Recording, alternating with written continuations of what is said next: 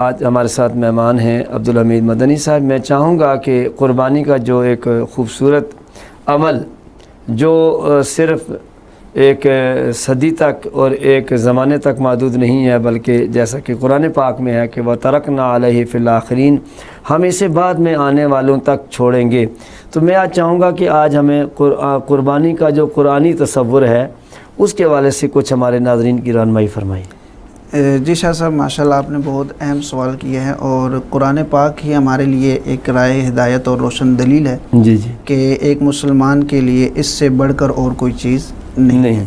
تو قرآن پاک نے اس موضوع پر مختصر نہیں بلکہ بہت ہی واضح اور بہت ہی طویل گفتگو کی ہے۔ اللہ تبارک و تعالیٰ نے قرآن پاک کے اندر نازل فرمائی ہے، اور وہ اتنی طویل اور اتنی خوبصورت گفتگو ہے کہ جس کے ہر لفظ سے ایمان کی تازگی ٹپکتی ہے، اور ہر لفظ سے ایسے خوشبودار پھول مہکتے ہیں کہ ایک مسلمان قرآن پر ایمان رکھنے والا اس کا دل باغ باغ ہو جاتا ہے۔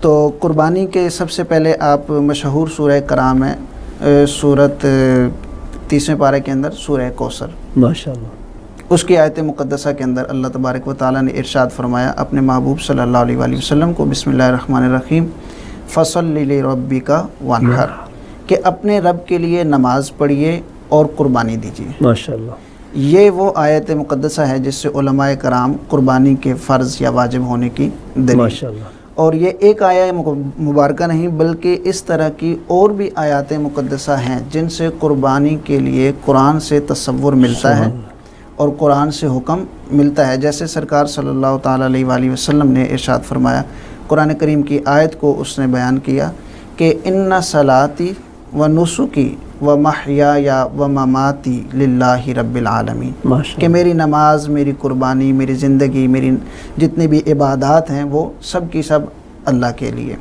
تو اس کے اندر بھی قربانی کا ذکر ہوا۔ پھر اسی طرح جب خصوصاً اس قربانی کا ذکر ہوا جو عید الاضحیٰ کے اندر حضرت ابراہیم علیہ السلام کی سنت اور مصطفیٰ کریم صلی اللہ علیہ وآلہ وسلم کی سنت کو ادا کرنے کے لیے ہم عید قربان، عید الاضحیٰ میں، بڑی عید جس کو کہتے ہیں، اس میں ہم جو قربانی کرتے ہیں اس کا ذکر جب رب کائنات نے قرآن کریم کے اندر کیا تو بہت ہی ایک اس کا منظر کشی کر کے بہت خوبصورتی کے ساتھ بیان کیا۔ یوں شروع کی بات کہ بات سننے میں، سنانے میں، پڑھنے میں مزہ آ جاتا ہے۔ سبحان اللہ۔ اللہ کریم نے ارشاد فرمایا رب ہب لی من الصالحین، سب سے پہلے میرے خلیل نے مجھ سے دعا کی، اے اللہ مجھے ہبہ کر، رب ہب لی، مجھے ہبہ کر، مجھے تحفہ دے، مجھے عطا کر من الصالحین، ایک ایسا بیٹا کہ جو صالحین میں سے ہو۔ صرف بیٹا نہیں مانگا، صالحین، نیک بیٹا۔ تو اس لیے جب بھی دعا کرنی چاہیے اپنی اولاد کے لیے تو ایسی دعا کریں کہ اللہ مجھے صرف اولاد دے، یہ دعا نہیں بلکہ اللہ مجھے نیک اولاد دے۔ سبحان اللہ، مطلب یہ صرف قربانی نہیں بلکہ وہ طریقہ رب سے مانگنے کا طریقہ بھی بتایا جا رہا ہے۔ بالکل، میں نے عرض کیا کہ آپ اس کے ہر لفظ پہ اب اتنا وقت نہیں ہے کہ ایک لفظ پہ اگر آپ اس کی گفتگو میں جائیں گے، اس کی گہرائی میں جائیں گے تو سمندر ہے۔ پھر ارشاد فرمایا اللہ تبارک و تعالیٰ نے کہ جب ابراہیم علیہ السلام نے دعا کر لی مجھ سے کہ اللہ مجھے ایک بیٹا ہبہ کر، مجھے بیٹا عطا فرما، تو ہم نے کیا کیا؟ فبشرناہ، ہم نے انہیں خوشخبری سنا دی۔ کیا بات ہے! کس چیز کی خوشخبری؟ فبشرناہ بغلام حلیم، ہم نے ایک بردبار لڑکے کی خوشخبری سنا دی۔ صرف بیٹا نہیں، صرف بیٹا نہیں۔ واہ! اب یہاں پر لفظ غلام کا استعمال ہوا ہے تو تھوڑی سی وضاحت کر دوں کہ جو بچہ جھولے کے اندر ہوتا ہے، چھوٹا بچہ دودھ پیتا ہے، اسے سبی کہتے ہیں۔ سبحان اللہ۔ اور جو اس عمر سے نکل کر 10 سال کی عمر، 11-12 سال کی عمر، بالغ ہونے کے قریب ہوتا ہے، اسے طفل کہتے ہیں۔ اور جو بالغ ہو چکا ہوتا ہے وہاں سے 20 سال کی عمر تک اسے شاب کہتے ہیں، اور اسی طرح 21 سال سے لے کر 30 سال کی عمر تک اسے رجل کہتے ہیں۔ سبحان اللہ۔ تو یہ غلام جو ہے یہ بالغ لڑکے کو کہتے ہیں۔ تو مطلب یہ اس قرآن پاک کی آیت سے ثابت ہوا کہ آپ کو صرف لڑکا نہیں عطا کریں گے، لڑکا بھی حلیم ہوگا اور وہ بالغ بھی ضرور ہوگا۔ سبحان اللہ، سبحان اللہ۔ فبشرناہ بغلام حلیم۔ اور جب یہ آیت یہاں تک منظر کشی کی قرآن کریم کے اندر تو پھر ارشاد فرمایا فلما بالغ معہ السعی، سبحان اللہ، اب وہ بالغ بھی ہو گیا لڑکا۔ سبحان اللہ، جب وہ لڑکا بالغ ہو گیا معہ السعی، اپنے باپ کے ساتھ چلنے لگا، سبحان اللہ. تو ہم نے کیا کیا؟ ہم نے اس کی قربانی مانگ لی.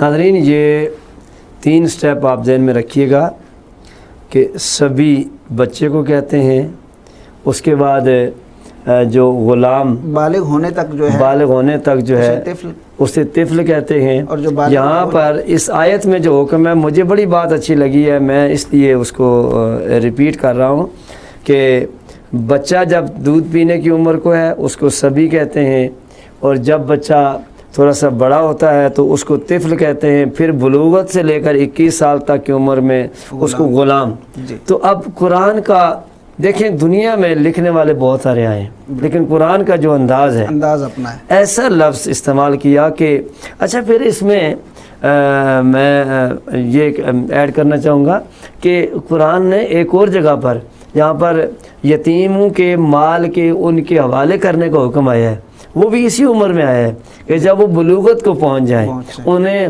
نفع نقصان کا، اچھے برے کا، سیاہ سفید کا جب پتہ چل جائے ان کا مال انہیں واپس کر دو. تو ناظرین کرام، کیا پوری دنیا کفر کے منہ پر ایک تماچا مار دیا قرآن نے اس لفظ کو استعمال کر کے کہ غلام دے رہے ہیں، طفل نہیں دے رہے، بچہ نہیں دے رہے.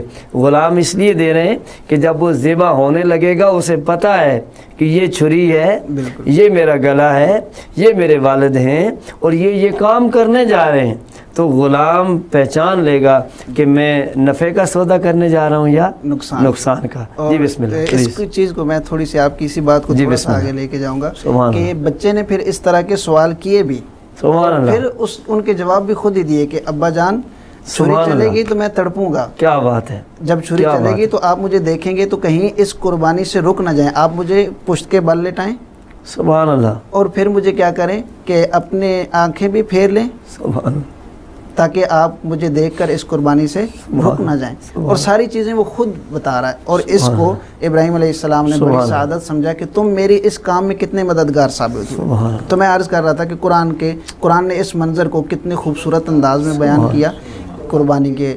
تو فرمایا فلما بلغ معه السعی، جب وہ بلوغت کو پہنچ گیا بچہ اور اپنے باپ کے ساتھ چلنے لگا، تو ہم نے خواب کے اندر، یہ 8 ذی الحج کو خواب آنا شروع ہوا، 3 دن تک آتا رہا، 8، 9 اور 10، پھر جا کے آپ نے سبحان اللہ قربانی کی تیاری کی.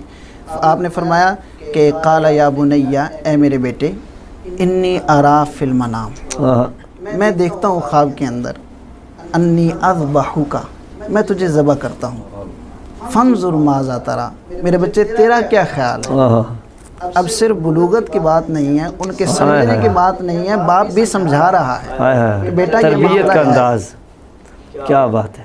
تو بیٹے کے پھر تربیت دیکھیے، کیونکہ جس کو رب تعالی حلیم کہہ دے، سبحان اللہ، جن کو رب تعالی حلیم کا مطلب ہی ایسا ہوتا ہے کہ وہ مصیبت پر واویلا نہیں کرتا بلکہ اس پہ صبر و تحمل کا مظاہرہ کرتا ہے. تو جب یہ بات سنی تو آپ نے آگے سے جواب دیا، قال یا ابت افعل ما تؤمر ستجدنی انشاء اللہ من الصابرین. اے میرے والد، آپ کو جو اچھا لگتا ہے، جو آپ کو خواب آیا ہے، اس کو آپ کر گزریے، آپ انشاءاللہ مجھے صابرین میں پائیں گے. سبحان اللہ. یعنی کہ صرف ذبح کی بات نہیں، افعل ما تؤمر، جو آپ کو حکم ہوا ہے ماشاءاللہ آپ وہ کر گزریے. تو جب دونوں باپ بیٹا تیار ہو گئے اس کے لیے، تو اب میں زیادہ طویل میں نہیں جاتا، وہ تمام واقعہ اس کے اندر آپ نے تفاسیر کے اندر، کتب کے اندر پڑھا ہوگا کہ آپ ان کو لے گئے، ساتھ رسی لے لی، چھری لے لی، پھر شیطان بھی درمیان میں رکاوٹ بنا، آپ نے اس کو کنکریاں ماری اور پھر اس کی جگہ آیا. تو اللہ کریم کیا فرماتا ہے کہ جب ان دونوں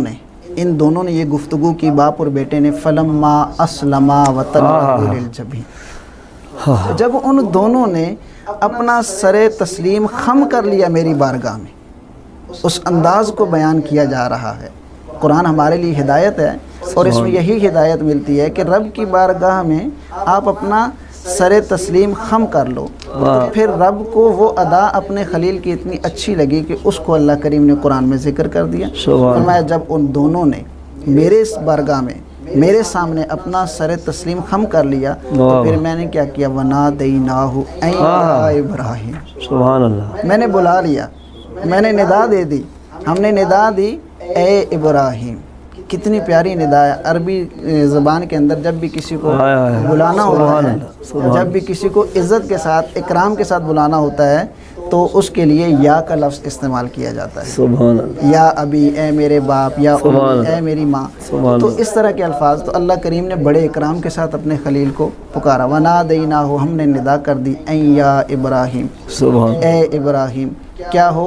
وَفَدَيْنَاهُ بِذِبْحٍ عَظِيمٍ، سبحان اللہ. آپ ان کے بدلے میں یہ فدیہ لے لیجئے، سبحان اللہ. اس کو ذبح کر دیجئے. یہ ہم نے بھیج دیا ہے. قد صدقت الرؤیا انا كذلك نجزي المحسنین. آپ نے اپنا خواب سچ کر دکھایا. لگتا ہے سبحان. ایک چیز یہاں پہ تھوڑی سی واضح کرنا چاہوں گا. اب کوئی یہ نہ سمجھے کہ خواب آیا تو اب یہ خواب کو لے کر یہ کیسے بندہ اپنی اولاد کو ذبح کر سکتا ہے. تو یہاں پہ واضح یہ کر دوں کہ ہمارے خواب میں، عوام کے خواب میں اور انبیاء کے خواب میں فرق ہے.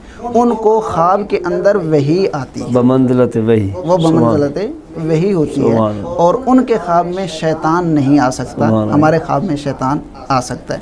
اب کیونکہ بات چل رہی ہے قرآنی تصور کی، تو میں اس چیز کو بھی قرآن سے حل کرنے کی کوشش کروں گا کہ اللہ کریم نے صرف یہاں پر ہی نہیں ارشاد فرمایا خواب کا منظر، بلکہ حضرت یوسف علیہ السلام کا جب ذکر ہوا تو اللہ کریم نے کیا ارشاد فرمایا کہ یوسف علیہ السلام نے عرض کی اپنے ابا جان سے، انی رأیت احد عشر کوکبا والشمس والقمر رأیتہم لی ساجدین. میں نے چاند اور سورج اور 11 ستارے دیکھے ہیں جو مجھے سجدہ کرتے ہیں. اللہ. اب یہ خواب کے اندر آپ نے دیکھا اور پھر یہ خواب سچ ہوا جا رہا سبحان اللہ. کہ آپ ورفع ابویہ علی العرش وخروا له سجدا. بالکل. قال یا ابتی ھذا تعویل رؤیایا. جی سبحان اللہ. تو اب وہ یہ اس خواب کی تعویل ہے. اس کو بھی قرآن نے ذکر کیا کہ وہ جو خواب آیا تھا مجھے سچ آیا تھا، اور پھر آپ کے 11 بھائیوں نے اور آپ کے والدین نے آپ کو سجدہ تعظیمی کیا.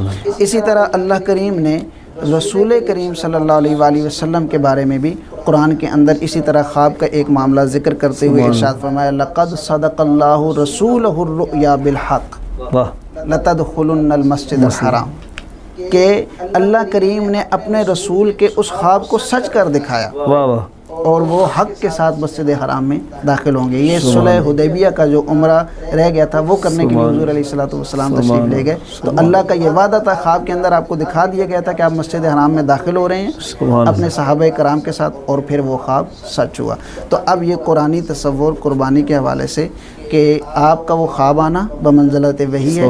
کوئی